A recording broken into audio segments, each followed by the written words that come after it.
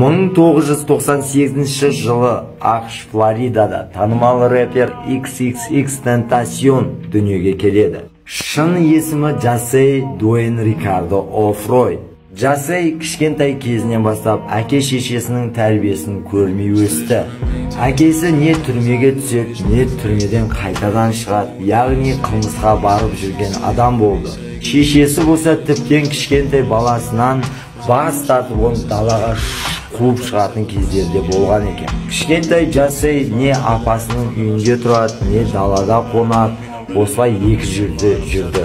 Әке-шешесінің болмайды, тоқта, мынау дұрыс, мынау бұрыс деген сөздерін көрмей өскен бала қылмысқа бара бастайды. Дәл осылай Джасей 2014 жылы алғаш рет балалар түрмесіне түседі. Дәл осы балаларға арналған түрмеде Джасей рэпке қызыға бастайды. Және де дәл осы түрмеде отырған кезінде бала өзіне XXXTentacion деген лақап атын ойлап табады.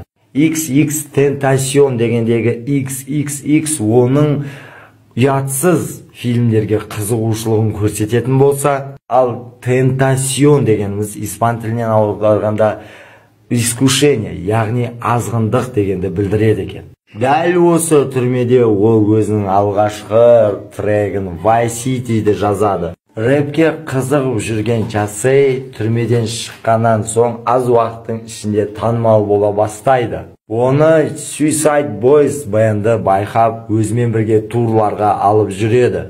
2017 жылы 17 деген альбомы жарық көреді. Бірақ дәл осы альбом шықпай жатып, Tentacion бір жыл алдын 2016 жылы тағы да түрмеге отырады. Бұл жолы оны ұрлық жасады деген айыппен қамауға алады. Оның фанаттарының датабол көптігі Инстаграмда арнайы FreeX деген хэштег ойлап табылады. Фанаттарының датабол қолдауымен ол 4 айдың ішінде абақтыдан босап шығады. Ал 2018 жылы альбом шыққан екен, бір жылдан кейін 18 июнь күні қаза табады.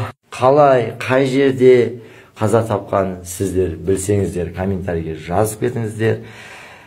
Әрине, ауыр жағдай, 20 жасар рэпердің бұлай жас кезінен қайтыс болуы мүмкін. Ол алдағы уақытта бұдан да күшті тректер шығарар ма еді? Және тағы да Tentacionның қай жағын айтайық, немесе тағы басқа кім туралы айтайық, барлығын комментарийге жазып кетіңіздер, міндетті түрде оқитын боламын.